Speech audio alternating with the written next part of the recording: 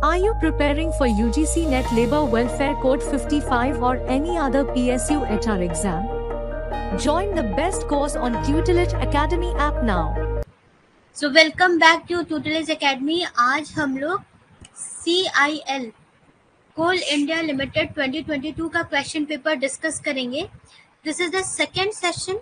Part 1 मैंने discuss कर लिया है, जिसमें मैंने क्वेश्चन नंबर 1 to 30 डिस्कस किया है HR डोमेन का, राइट. और आज हम लोग क्वेश्चन नंबर 30 ऑनवर्ड्स डिस्कस करेंगे, राइट. तो let's start the session. Yes, from here we had started in the previous session. I'll go straight to question number 31 now. चलिए, तो ध्यान देंगे कि लास्ट ईयर CIL में कैसे क्वेश्चंस आए थे, पैटर्न क्या था और आपको अपनी तैयारी कैसे करनी, राइट. चलिए, सेक्शन 2 के under the factories act 1948 defines. Factories act के सेक्शन से काफी सारे क्वेश्चंस आए हैं and you are expected to know the sections of factories act, to remember the sections of factories act. तो जो 2K है वो मैन्युफैक्चरिंग प्रोसेस से related. 2K of factories act is related to manufacturing process. Factories act की 2A, 2B, 2C ये adult है, ये adolescent है, C is for child, 2K is for manufacturing process. तो काफी सारे मेन सेक्शंस है, वो सारे आपको याद करवाए जाएंगे in the classroom, in our classroom sessions. Okay, question number 32. Yes, I will zoom out wherever it is required. The provision of safety officer under Factories Act 1948 should be provided for every how many workers? Provision of safety officer under the Factories Act 1948 should be provided for every 1000 and more worker. ये तो हमें पता है. चलिए, याद करने की कोशिश करते हैं. ये जो स्टेटमेंट है ये कौन से सेक्शंस में है, ये कौन से सेक्शन में है? ये ऑब्वियसली सेफ्टी चैप्टर में होगा, सेफ्टी चैप्टर में होगा, है ना. Safety chapter, health chapter is 3, safety chapter is 4, welfare chapter is 5, right. तो ठीक है, तो सेफ्टी चैप्टर में section 41, I think 21 to 41 safety chapter है as per as I remember. तो section 40B talks about safety officer, ठीक है. 40B talks about safety officer. Okay, right, clear. Yes, health, फिर safety starting from 21 to 41 and welfare starting from section 42, right. तो जितना भी हो सके आप अभी याद करते चलिए, it will be better. Next question number 33. Which of the following defines the term adolescent under factories act 1948. तो फैक्ट्रीज एक्ट 1948 में एडोलेसेंट कौन सा सेक्शन डिफाइन करता है? तो हमने अभी देखा सेक्शन 2A, 2B, 2C की बात करें तो 2A is for adult, 2B is for adolescent and 2C is for child. Section 2B हमारा आंसर होगा. Okay, question number 34. देखिए कितना इंपॉर्टेंट इंसाइट है यहाँ पर, कितना इंपॉर्टेंट इंसाइट है. मैं हमेशा कोशिश करती हूँ कि जो भी एक्ट्स आपके सिलेबस में है उस एक्ट का date and year of formation आपको याद रहे. डेट हमेशा याद रहे एक्ट्स का, ठीक है. ये मैं हमेशा कोशिश करती हूँ. यहाँ पर देखिए ट्रेड यूनियन के फॉर्मेशन का डेट भी पूछा गया है, ट्रेड यूनियन के फॉर्मेशन का डेट भी पूछा गया है. तो ये हमारे लिए इम्पोर्टेंट इन्फॉर्मेशन है. तो कुछ इंपॉर्टेंट ट्रेड यूनियन के डेट्स ऑफ फॉर्मेशन भी हम लोग याद रखने की कोशिश करेंगे अब से. INTUC कब फॉर्म हुआ था? May 3rd 1947. 1947 तो सबको पता है. May 3rd will also you will have to remember. The goods which are needed to produce consumer goods or other goods is called, है ना. कंज्यूमर गुड्स और अदर गुड्स को प्रोड्यूस करने के काम में क्या क्या आते हैं? Producer good. प्रोड्यूसर गुड क्या हो गया? अब जैसे फॉर एग्जांपल आपको मैगी खानी है, ठीक है. तो मैगी खानी है तो मैगी के लिए प्रोड्यूसर गुड क्या हो जाएगा? फ्लोर, और उसके बाद फिर salt and then machinery, factory, labour, है ना. मशीनरी, फैक्ट्री, लेबर, ये सारे हमारे क्या हो जाएंगे? Producer good for the final consumer good which is Maggi, ठीक है, राइट. क्योंकि ये सारी चीजों की जरूरत पड़ती है in order to produce it so that it can be a consumer good, it can be consumed directly, correct, ठीक है. up to here clear. question number 36. देखिए the situational theory of leadership was developed by situational theory of leadership, very very important, Ken Blanchard है इसका. Kenneth ब्लैंकर्ड से हम याद करते हैं क्लासरूम में, क्लासरूम सेक्शन में मैं आपको बताऊंगी सबके बारे में. तो जो सिचुएशनल थ्योरी है ना, ये इसमें 4 स्टेप है। कितने स्टेप है? 4 स्टेप है। देखिए 4 स्टेप कौन कौन से है। तो केन ब्लैंकेट ने बताया था कि ये जो थ्योरी ऑफ लीडरशिप है ये डिपेंड करता है मैच्योरिटी ऑफ फॉलोवर्स पे, मैच्योरिटी ऑफ फॉलोवर्स पे, कि फॉलोवर्स कितने मैच्योर हैं उस, ये सिचुएशन है कि हर सिचुएशनल थ्योरी किसी न किसी सिचुएशन पे डिपेंड करती है, अकॉर्डिंगली आपका लीडरशिप स्टाइल होगा। तो यहाँ पे जो सिचुएशन कंसीडर करना है वो होगा मैच्योरिटी ऑफ फॉलोवर्स, और उसके हिसाब से ये 4 स्टेप बताते हैं, 4 स्टाइल बताते हैं लीडरशिप का। पहला है टेलिंग, दूसरा है सेलिंग, तीसरा है पार्टिसिपेटिंग, और चौथा है डेलीगेटिंग। ठीक है, चौथा है डेलीगेटिंग, राइट। तो all this things you have to remember. तो अगर जो हमारा फॉलोवर है वो बिल्कुल भी मैच्योर नहीं है, न्यूली ज्वाइन किया है, उसे नहीं पता है वर्क प्लेस के rules and method of work के बारे में, we will tell him whatever he is expected to do.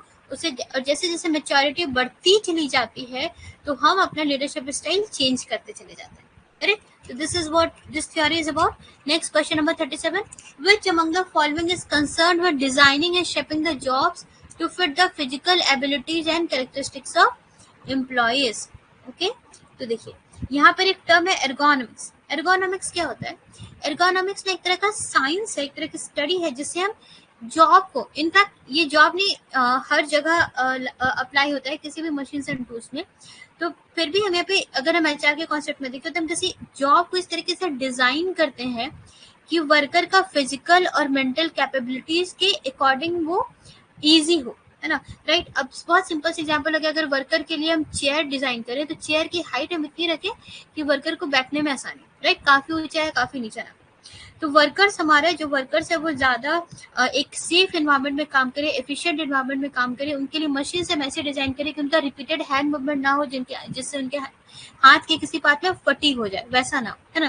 तो ह्यूमन एबिलिटी और लिमिटेशन को ध्यान में रखते हुए हम मशीन्स की स्किल, स्पीड, ये सारी चीजें हम इंक्लूड करते हैं, वर्क प्लेस को डिजाइन करते हैं। That is what is ergonomics. Okay, next question number 38. The provision of artificial humidification under Factories Act is mentioned under, है ना। देखिए कितना इम्पोर्टेंट हमें यहाँ से इंसाइट मिल रहा है कि फैक्टरीज एक्ट आपसे एक्सपेक्टेड है कि आप सेक्शंस को, जो भी हमारे हेल्थ, सेफ्टी और वेलफेयर चैप्टर है उसके सेक्शंस को एटलीस्ट आप बहुत अच्छे से याद रखें, दिस इज एक्सपेक्टेड। तो ये हमारा हेल्थ चैप्टर में बताया गया, health chapter is in chapter 3। Chapter 3 हमारा हेल्थ चैप्टर है, इसमें सेक्शन 11 से लेकर के सेक्शन 20 तक बातें बताई गई है। और अगर हम देखें तो section 15 talks about artificial humidification, section 14 किसके बारे में बात करता है? Dust and fumes. तो ये जो 11 to 20 है ना, ये आपको पूरा एक्सपेक्टेड है कि याद रहना चाहिए। 15 आर्टिफिशियल ह्यूमिडिफिकेशन है, 16 ओवर क्राउडिंग है। मैंने देखा है यूजीसी नेट में और अदर पीएसयू में ये सेक्शन 16 पर्टिकुलरली बार बार पूछा गया है। 17 हमारा लाइटिंग है, 18 हमारा ड्रिंकिंग वाटर है, राइट। तो इस तरीके से आप पढ़िएगा और आपको क्लासरूम में बताया भी जाएगा। Next question number 39. Standing labour committee is very easy question, 1942 में बनी थी, ट्राइपार्टाइट कॉन्फ्रेंस हुआ था, उसके बाद हमारी ILC, है ना, एनुअल लेबर कॉन्फ्रेंस और स्टैंडिंग लेबर कमेटी दोनों साथ ही बनी थी 1942, करेक्ट। ट्राइपार्टाइट बॉडी है, इसमें रिप्रेजेंटेटिव्स वर्कर्स के भी होते हैं, एम्प्लॉयर्स के भी होते हैं और गवर्नमेंट के भी होते हैं, इसलिए ट्राइपार्टाइट बॉडी है, करेक्ट। ठीक है, ये स्टैट्यूटरी है कि नहीं? Do we know whether standing labor committee is statutory or not? Do we know? No, it is not statutory. It is not statutory. Statutory body वो होती है जो किसी एक्ट के तहत बनती है, ये किसी एक्ट के तहत नहीं बनी है। अब जैसे फैक्ट्रीज एक्ट के अंदर हम साइट अप्रेजल कमेटी बनाते हैं, फैक्ट्रीज एक्ट के तहत अगर हम साइट अप्रेजल कमेटी बनाते हैं तो वो स्टैट्यूटरी हो जाएगा, लेकिन यहाँ पे स्टैंडिंग लेबर कमेटी स्टैट्यूटरी नहीं है। Okay, question number 40. Dash defines the system which have alignment in terms of overall strategy, organizational and internal goals. ठीक है, तो यहाँ पर एक कॉन्सेप्ट होता है हाई परफॉर्मेंस वर्क सिस्टम का, और हाई परफॉर्मेंस वर्क सिस्टम में यस तो उसमें ना क्या होता है कि जो ह्यूमन रिसोर्स की कैपेबिलिटीज है उसको किस तरीके से इंक्रीज करें, ये देखी जाती है with the help of using correct technology correct organisation structure, correct strategy, है ना। तो हाई इन्वॉल्वमेंट हो हमारे वर्कर्स का, हाई कमिटमेंट हो, हाई परफॉर्मेंस हो, और उसके लिए हमें किस तरीके से टेक्नोलॉजी को हम कैसे लेवरेज कर सकते हैं, ऑर्गेनाइजेशन स्ट्रक्चर स्ट्रेटेजी का कैसे ध्यान रख सकते हैं, ये बताता है हमारा high performance work system. Okay, HPWS भी बोलते हैं इसे, HPWS। Next, trusteeship theory of labour welfare is also called as very easy. Trusteeship theory में क्या बोला जाता है कि कोई भी फैक्ट्री है या फिर मशीनरी है, वो किसी ओनर के नाम पे नहीं है कि ये एम्प्लॉयर के नाम पे, ऐसा नहीं, ये सारा का सारा किसमें, ट्रस्ट में। और ट्रस्ट में जो भी चीजें होती है वो एम्प्लॉयर भी यूज कर सकता है, वर्कर भी यूज कर सकता है, किसी को अगर फर्दर सोसाइटी में कुछ हेल्प चाहिए तो वहां भी यूज हो सकती है ना। तो यहाँ पे क्या होता है कि एम्प्लॉयर को भी वर्कर का ध्यान रखना चाहिए, और वर्कर को भी एम्प्लॉयर का एंड एम्प्लॉयर की मशीनरीज का टर्म्स एंड कंडीशन का ध्यान रखना चाहिए, राइट। ये ट्रस्टीशिप थ्योरी को पैटर्निस्टिक थ्योरी भी कहते हैं, क्योंकि यहाँ पे एम्प्लॉयर जो है he is morally obligated to take care of the emotional, physical, mental and financial wellbeing of worker, that is why. Okay, placating theory, philanthropic, religious theory, ये सब आपको पता है। प्लेकेटिंग थ्योरी में क्या होता है कि employer is considered cruel and ruthless, तो इसलिए हम यहाँ पे लॉ इसलिए इम्प्लीमेंट करते हैं, लेबर लॉ, ताकि एम्प्लॉयर जो वर्कर को फर्दर एक्सप्लॉइट ना कर सके। फिलैंथ्रोपिक थ्योरी में लेबर वेलफेयर वर्क इसलिए किया जाता है क्योंकि कुछ as a part of philanthropic activities. Religious and atonement theory, जिसमें कि रिलीजियस थ्योरी इसलिए करते हैं ताकि हमें, अगर हम आज लेबर वेलफेयर करेंगे तो मे बी हमें लाइफ में किसी ना किसी तरीके से it will come back to us, right. So like that, all this theory of labor welfare are there. Next, question number 42. Which of the following provision is mentioned under section 12A of Payment of Wages Act? देखिए, again, payment of wages act की बात की गई है और उसके sections की बात की गई। तो पेमेंट ऑफ वेजेस एक्ट जब मैं आपको करवाऊंगी ना, मैं सारे सेक्शंस आपको एक अच्छा फ्रेमवर्क बताऊंगी किस तरह से समझना है और याद करना है। तो सेक्शन 7 जो है ना, सेक्शन 7 से ले करके अराउंड सेक्शन 12A तक सारा का सारा जो भी बातें की जा रही है वो डिडक्शंस की बात की जा रही है ना। पेमेंट ऑफ वेजेस एक्ट में क्या बताया जाता है, पेमेंट ऑफ वेजेस में बस ये बताया जाता है 1936 की बात हो रही है, आजादी से पहले ये एक्ट आई थी, जस्ट टू इंश्योर कि वर्कर्स को टाइमली वेजेस मिले, अननेसेसरी डिडक्शन ना हो, और कोई बॉडी रहे, अगर वेजेस टाइम पे नहीं मिल रहे, बॉडी डिडक्शन हो रहा है तो कैसे डील करना है, वो कोई बॉडी रहे, ठीक है, राइट। तो payment of wages act is meant for this, इसीलिए यहाँ पे काफी सारे सेक्शंस बनाए गए हैं अनऑथराइज्ड एंड ऑथराइज्ड डिडक्शन के लिए। तो विच ऑफ द फॉलोइंग, तो सेक्शन 12A जो है ना, तो वो deduction for recovery of loans की बात करता है।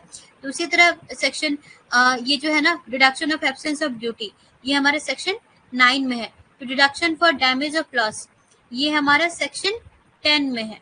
डिडक्शन फॉर सर्विस रेंडर, तो इस तरीके से आपको बताया जाएगा, ये हमारा सेक्शन 11 है। तो this is 9, 10, 11 and this is section 12E। Okay, right. Next question number 43। बस क्वेश्चन को देख करके आंसर पता है तो करने से नहीं होता है, क्वेश्चंस के इंडेप्थ में जाना है कि सवाल कैसे बना, उससे रिलेटेड फर्दर किस तरह से क्वेश्चंस आ सकते हैं, आपको क्या क्या चीजें देखनी है, समझनी है। तो जब भी क्वेश्चन पेपर आप सॉल्व करें तो ये सारी चीजें देखें, है ना। तो for how many employees of provision of ambulance room has to be provided under factories act 1948, है ना। तो कितने लोगों पे एम्बुलेंस होना चाहिए, तो मोर देन 500। इनफैक्ट मैंने एक बार ना क्वेश्चन देखा था, मैंने कभी क्वेश्चन देखा था कि क्वेश्चन ये था कि 500 और मोर देन 500। इसमें कई के मैक्सिमम बच्चों का गलत आंसर आता है, क्योंकि 500 याद रहता है, बट 500 और मोर या मोर देन 500 ये ध्यान नहीं रहता है। तो जो हमारा सेक्शन 45 है ना, सेक्शन 45, सेक्शन 46, सेक्शन 47, ये सारे कैसे वेलफेयर चैप्टर में, तो 46 कैंटीन की बात करता है, 45 फर्स्ट एड की बात करता है, और उसी में बताया गया है कि जहां भी मोर देन 500, यहाँ पे हमेशा मोर देन, अगर 500 होगा तो एम्बुलेंस की बात नहीं की जा रही, मोर देन 500 हमारा एम्बुलेंस होना चाहिए, और for every 150 worker 1 first aid box should be there, है ना। तो जब पढ़िए तो अच्छे से पढ़िए ना, कि 1 for every 150 worker 1 first aid box, और 500 से अगर ज्यादा हो तो एम्बुलेंस रूम होना चाहिए, ठीक है। Understood? Are you able to understand? Okay. Next question number 44. Which among the following is a commodity or an input demanded to be used as input in the future production of goods? ठीक है, तो derived demand तो which commodity or an input demanded to be used as input to the future production of goods के लिए, तो अगर मान लीजिए कि मैगी का ही प्रोडक्शन हो गया, मैगी का प्रोडक्शन मान लीजिए बढ़ जाता है, मैगी का डिमांड बढ़ जाता है, मैगी की डिमांड बढ़ जाती है। अब जैसे कोविड में मैगी की पार्ले जी बिस्किट्स की डिमांड बढ़ गई थी, तो क्या हुआ, मैगी और पार्ले जी बिस्किट की डिमांड अगर बढ़ गई थी तो उससे क्या हुआ, तो उसे मैगी की जो फैक्ट्री है, पार्ले जी की जो फैक्ट्री है, उसने एक नया फैक्ट्री मान लीजिए स्टैब्लिश किया, तो उसमें पे क्या हो गया, वर्कर्स की डिमांड बढ़ गई। तो दिस इज डिराइव डिमांड, कि मैगी की डिमांड बढ़ने से दूसरी प्रोडक्ट्स की डिमांड बढ़ती है, फ्लोर की डिमांड बढ़ेगी, ऑयल की डिमांड बढ़ेगी, यहाँ पे पार्ले जी बिस्किट में भी, यहाँ पे जो भी फैक्ट्री में रॉ मटेरियल होंगे उनकी डिमांड बढ़ेगी। तो that is what it is derive demand, जो कि डायरेक्ट डिमांड नहीं होता, to be input in the future production of goods. तो मैगी के फ्यूचर प्रोडक्शन के लिए हमें वर्कर मशीनरी चाहिए, तो वो उसका डिराइव डिमांड है, जो कि बढ़ गया है मैगी के डिमांड के बढ़ने से। Okay, next question number 45. The function which bridges the gap between where we are and where we want to go, है ना। तो ये प्लानिंग का बहुत अच्छा डेफिनेशन है, जिसे क्या कहते हैं, कुंज ओ डोनाल्ड। ये जो डेफिनेशन है ना, उसे किसने दिया था, कुंज डोनल ने दिया था ये डेफिनेशन। कई बार क्या होता है, कुछ यूजीसी नेट या कुछ पीएसयूएचआर जो एग्जाम्स होते हैं उसमें ना वो लोग किसने डेफिनेशन दी, कुछ इंपॉर्टेंट डेफिनेशन उसके बारे में भी पूछते हैं, तो ये कुंज डोनल ने दिया था। तो प्लानिंग क्या होता है, प्लानिंग अगर आज आप प्लान करें, क्योंकि today I am preparing, after 3 months my exam is there and I am planning to score minimum 75% marks in that examination minimum, so this is what I will have to do, where you are and where you want to go. So in the next 3 months, all the syllabus should be completed, your PYQs should be done. So you are planning, what planning is, where you are and where you want to go. Next question number 46. An informal group is also known as alliance, task group, close group. ये सब सारे formal होते हैं। Task group हमारा जो होता है ना, फॉर्मल ग्रुप होता है, जो कि किसी पर्टिकुलर टास्क को करने के लिए ऑर्गेनाइजेशन में बनता है। टाइप्स ऑफ ग्रुप से क्वेश्चन है, वो सब कुछ आपको करवाया जाएगा। क्लिक जो होता है ना, वो इनफॉर्मल ग्रुप होता है, ठीक है। क्लिक जो होता है वो, अब अगर आप अपने ऑफिस सेटअप में हैं और आपको कोई आपको अपने ही लोकेलिटी का कोई पर्सन वहाँ पे मिला and you be friended each other, तो वो हो जाएगा हमारा informal group which is clique. Clique के भी कई टाइप्स होते हैं। Next 47. A dash union is built around a certain specialized skill which requires a special type of training for completion of task. I will zoom out. थोड़ा जो font है ना, वो हर क्वेश्चन का कभी कम है कभी ज्यादा है। Question number 47. तो क्राफ्ट यूनियन है। क्राफ्ट यूनियन बहुत ही इजी क्वेश्चन है, अगर आपको टाइप्स ऑफ यूनियन पता हो तो। क्राफ्ट यूनियन क्या होता है, अगर कोई पर्टिकुलर टाइप ऑफ क्राफ्ट से रिलेटेड वर्कर जो है वो अगर साथ में अगर यूनाइटेड हुए हैं टू स्टैंड अगेंस्ट एम्प्लॉयर, तो वो जाएगा क्राफ्ट यूनियन। जैसे कि वुड कार्वर्स एसोसिएशन, या फिर कारपेंटर, बहुत सारे कारपेंटर साथ में है, बहुत सारे टेक्सटाइल वर्कर साथ में अगर मिलकर के कोई यूनियन बना रहे हैं, तो वो क्राफ्ट यूनियन हो जाएगा। तो craft union belong certified specialised skill, कुछ कारपेंटर्स हो गए, पेंटर्स हो गए, या फिर वीवर्स हो गए, वो सारे लोग मिलकर के अगर बना रहे हैं तो craft union. Next question number 48. To factor theory of motivation was given by. To factor theory of motivation है ना, फ्रेडरिक हर्जबर्ग कब दिया था उन्होंने, है ना। जब भी पढ़िए ना तो थोड़ा टाइमलाइन भी याद रखने की कोशिश कीजिए। किसी भी क्वेश्चंस को जब आप सॉल्व करें तो उसके इन एंड अराउंड जो डेटा है वो भी याद रखने की कोशिश कीजिए। जैसे कि इस थ्योरी से पहले कौन सी थ्योरी आई थी, मॉस्लो लॉ आई थी, है ना। मॉस्लो लॉ इसके पहले आई थी। उसके बाद to factor theory of motivation आया था। किसने दिया, कब आया, मॉस्लो लॉ अराउंड 1940s आई थी। ये हमारी 1950s, लेट 1950s, 1958 अराउंड ये टू फैक्टर थ्योरी आई थी। तो जो भी चीजें हैं ना, उसको एक टाइमलाइन से याद रखने की कोशिश कीजिए, माइंड में कहानी बना के, तो ना याद रहेगा आपको लॉन्गर टाइम तक, ठीक है। इसमें कौन कौन से दो फैक्टर थे, वो कौन कौन से थे, hygiene factors and motivators. Hygiene factors मतलब जो जरूरी है, जिसके बिना काम नहीं चलेगा, जैसे कि सैलरी हो गई, है ना, सैलरी हो गई। उसके बाद फिर सुपरविजन हो गया। और मोटिवेटर्स क्या होते हैं कि they are needed so that you can be motivated, जैसे कि आपको एक सेंस ऑफ रिस्पॉन्सिबिलिटी मिला, अप्रिसिएशन मिला, रिकॉग्निशन मिला, है ना। तो these are the two factor theory. ये सब आपको डिटेल में करवाया जाएगा। Question number 49. According to Industrial Employment Standing Order Act 1946, the rate of subsistence allowance for the first 90 days of inquiry, है ना, यहाँ पे फर्स्ट 90 डेज ऑफ इंक्वायरी में जो employment standing order act 50% of wages, है ना, रेट ऑफ सब्सिस्टेंस अलाउंस, किसी को पता है कौन से सेक्शन में इसके बारे में दिया हुआ है? सेक्शन कौन सा सेक्शन है? Section, anybody remember? Subsistence allowances in industrial employment standing order section 10A में दिया हुआ है ना। और अगर ये हम बात कर रहे हैं किसकी? इन हाउस इंक्वायरी की, इन हाउस इंक्वायरी की। अगर जो इंक्वायरी हो रही है वो इन हाउस नहीं है, आउटसोर्स्ड है, तो हमारा सेम 180 डेज हो जाएगा। फॉर द फर्स्ट 180 डेज हम 50% ऑफ वेजेस देंगे, है ना। उसके बाद भी थ्योरी है कि इसके बाद अगर डिले हो रहा है वर्कर्स के कारण, the reason attributed to worker, worker ही डिले करा रहा है तो उसको 25% ऑफ द वेजेस मिलेगा, और डिले हो रहा है because of some other reasons जिसमें कि वर्कर की गलती नहीं है तो उससे 75% ऑफ वेजेस मिलेगा, राइट। तो दिस थ्योरी इज देयर हमारे स्टैंडिंग ऑर्डर एक्ट में। Okay, next, the first factors act was enacted in the year, first factors act हमारी 1881 में आई थी। इसके हिस्ट्री हम लोग पढ़ेंगे तो वहाँ पे पता चलेगा, है ना। फिर इसमें काफी सारे अमेंडमेंट होते गए। 1890 में फिर चाइल्ड लेबर से रिलेटेड कुछ इसमें चीजें रिमूव हुई, एंड फर्दर फिर हमारा फ्रेशली 1947 में फिर हमारा फैक्टर्स एक्ट इनेक्ट हुआ, बाद में फिर फैक्टर्स एक्ट इनेक्ट हुआ। Question number 51, the authentication of orders, decision and others under ESI act 1948 is signed by.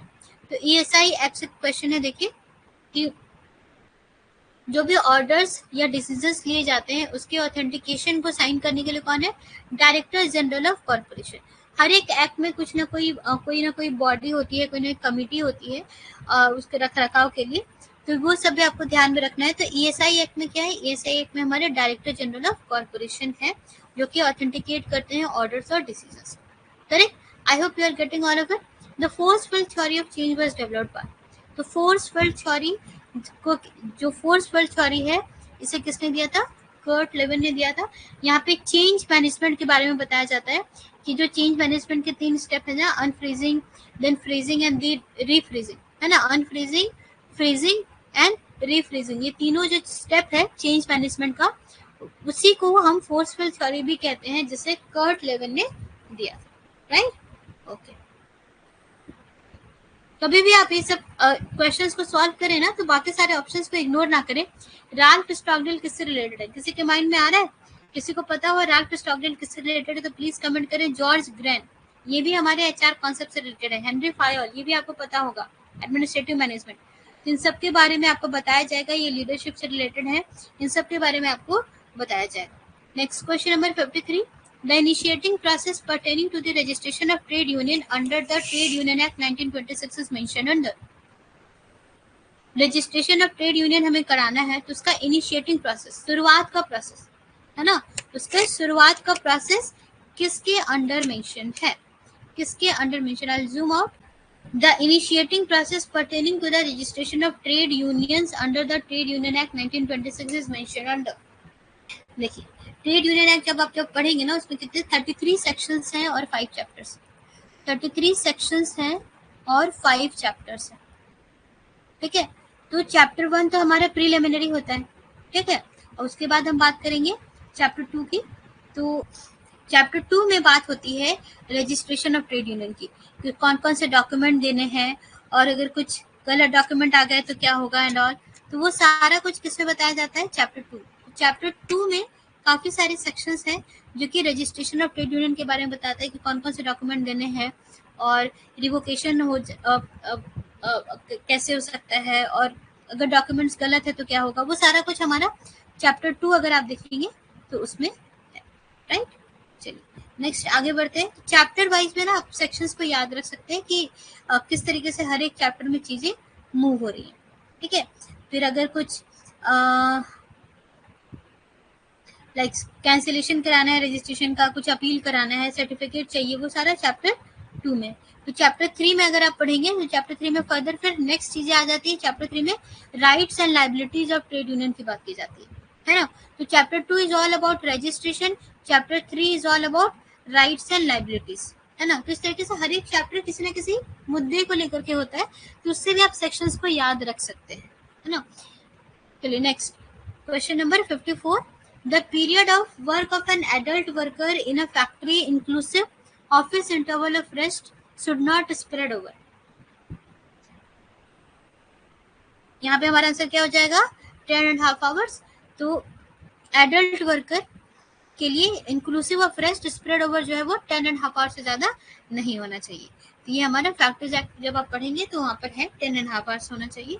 Okay next, periods hours and periods of work जो है हमारा वेलफेयर चैप्टर के बाद जो हमारे सेक्शन 60 ऑनवर्ड्स में आपको ये सारी चीजें मिलेंगी। ओवर टाइम के भी आवर्स पढ़ना है, काफी सारे रूल्स हैं वहाँ पर। The cash benefit period for the contribution period 1 April to 30 September under ESI act. तो जो कैश बेनिफिट पीरियड होता है वो 1 जनवरी टू 30 जून होता है। ओके, इस पीरियड का यहाँ पे होगा ऑफ द फॉलोइंग ईयर। अगर 1 अप्रैल टू 30 सितंबर की बात की जाए तो इसका जो कैश बेनिफिट पीरियड होगा वो हमारा 1 जनवरी to 30 June of the following year होगा। ये सब आपको बताया जाएगा। नेक्स्ट क्वेश्चन नंबर 56 देखेंगे, in which of the following schedule the list of unfair labor practices under IDA Act 1947 are explained। तो अनफेयर लेबर प्रैक्टिसेस की बात किस शेड्यूल में की जाती है? Very easy question. इसमें आईडीए एक्ट में हमारे 5 शेड्यूल है, 1 2 3 4 5, 5 यहाँ पे लिस्ट ऑफ इंडस्ट्रीज की बात की जाती है। और सेक्शन 2 में हमारा लेबर कोड किससे डील करेगा, सेक्शन 3 हमारा इंडस्ट्रियल ट्रिब्यूनल किससे डील करेगा एंड ऑल, सेक्शन 4 हमारा नोटिस ऑफ चेंज की बात करता है, और सेक्शन 5 हमारा अनफेयर लेबर प्रैक्टिस की बात करते हैं। सारे PSU एग्जामिनेशन में इस एक्ट के शेड्यूल से एक क्वेश्चन तो मिनिमम आता ही है। Question number 57, which of the following rule states that extra wages for overtime under the payment of minimum wages act 1948। तो मिनिमम वेजेस एक्ट 1948 की बात की जा रही है। इसमें बताया जाता है कि ओवर टाइम के लिए कौन सा रूल है। तो यहाँ पे रूल इनफैक्ट जो है ना वो सेक्शन की ही बात कर रहे हैं यहाँ पर। तो मिनिमम वेजेस एक्ट में सेक्शन 25 अगर आप देखेंगे तो वहाँ पे 2 बातें कही गई है, पॉइंट 1 एंड पॉइंट 2। दोनों बातें की गई है किससे रिलेटेड, ओवर टाइम से रिलेटेड। और इसमें बताया गया है कि अगर एग्रीकल्चर है तो जो ओवर टाइम होगा वो 1.5 टाइम से ज्यादा होना चाहिए। मान लीजिए आपको 1 घंटे के 10 रुपए मिलते हैं, तो ओवर टाइम अगर आप कम कर रहे हो तो एग्रीकल्चर में मिनिमम 15 रुपए मिलने चाहिए, 15 से ज्यादा 1.5 टाइम्स होना चाहिए। एंड अदर देन एग्रीकल्चर में 2 टाइम्स होना चाहिए। तो अगर आपको 1 घंटे के 10 रुपए मिल रहे हैं तो अगर आप ओवर टाइम करोगे तो 1 घंटे के 20 रुपए मिलने चाहिए, राइट। तो ये हमारा section 25 of minimum wages act में लिखा है। एग्रीकल्चर के लिए 1.5 होता है, ये भी याद रखिएगा। Next question number 58, which among the following stand for NTUI। तो NTUI देखिए नया कॉन्सेप्ट है, रिसेंट कॉन्सेप्ट है। देखिए इस सबसे भी क्वेश्चन आ रहा है इनफैक्ट, है ना। तो जो NTUI है ना ये 2006 में बनी, 2006 में बनी न्यू ट्रेड यूनियन इनिशिएटिव। ये है क्या, ये एक्चुअली जितने इंडिपेंडेंट ट्रेड यूनियंस का ये एक फेडरेशन है ना। तो जितने भी इंडिपेंडेंट ट्रेड यूनियन है वो आपस में कंबाइन करके एक NTUI बनाए हैं, एक तरह का मतलब कि सारे इंडिपेंडेंट ट्रेड यूनियन का ये कॉम्बिनेशन है। और यहाँ पे ये 2006 में ही बनी थी। एंड इसमें कुछ पॉलिटिकल पार्टीज के भी लोग होते हैं एंड कुछ भी नॉर्मल जो भी मुद्दा हो ट्रेड यूनियन का, अगर कुछ इंपॉर्टेंट नेशनल लेवल पे का कोई इशू हो तो सब मिल करके बातें करते हैं, मीटिंग करते हैं, ठीक है। 2006 में बनी है। Next question number 59, in Alderferrer ERG theory of motivation, the term ERG stands for। The term ERG stands for, ये आपको बताना है ना। Existence, relatedness and growth. ये समझ में आ रहा है कि ये मॉस्टर लॉ से कैसे रिलेटेड है। मॉस्टर लॉ में 5 चीजें होती है ना। पहली फिजियोलॉजिकल नीड्स, दूसरा सिक्योरिटी नीड, सेफ्टी नीड्स, तीसरा सोशल नीड, चौथा स्टीम नीड और 5वां सेल्फ एक्चुअलाइजेशन, है ना। तो internal part of esteem needs and self actualisation क्या है, ग्रोथ है। फिर external part of self esteem need, external part of self esteem क्या हो जाएगा, भाई कार होनी चाहिए, भाई अच्छा बंगला होना चाहिए, वो जाता है external part. Internal part work satisfaction होना चाहिए और वो जाता है इंटरनल पार्ट। तो सेल्फ एस्टीम का एक्सटर्नल पार्ट और ये जो तीसरा वाला सोशल नीड है, ये मिलकर के हो जाते हैं रिलेटेडनेस, और एग्जिस्टेंस में आ जाता है हमारा फर्स्ट टू नीड्स जो कि है फिजियोलॉजिकल और सेफ्टी या सिक्योरिटी नीड, ये हमारा एग्जिस्टेंस में आ जाता है। ठीक है, चलिए last question of the day, in which year industrial dispute act was enacted? In which year industrial dispute act was enacted? तो बहुत ही आसान है ना, बहुत ही आसान है, 1947। 1947। तो अगर एग्जाम में ये भी आता है कि इनेक्टेड हुआ था, ईयर पूछा गया इनफैक्ट, लेकिन कभी कभी डेट भी पूछा जाता है, तो 1 अप्रैल 1947। इनफैक्ट ये इनेक्ट हुई थी 11 मार्च को, 11 मार्च को एक्ट इनेक्ट हुई थी, and it came into force in 1 अप्रैल 1947। ये डेट भी अगर आप नोट डाउन कर सकते हैं। The next 40 questions will be discussed in part 3. Okay, I hope you enjoyed the session. आपको समझ में आया कि आपको किस तरीके से पढ़ाई करनी है, किन किन चीज़ों का ध्यान रखना है. So please keep practicing PYQs, and I will be ending the session now. Thank you all for your time. Thank you.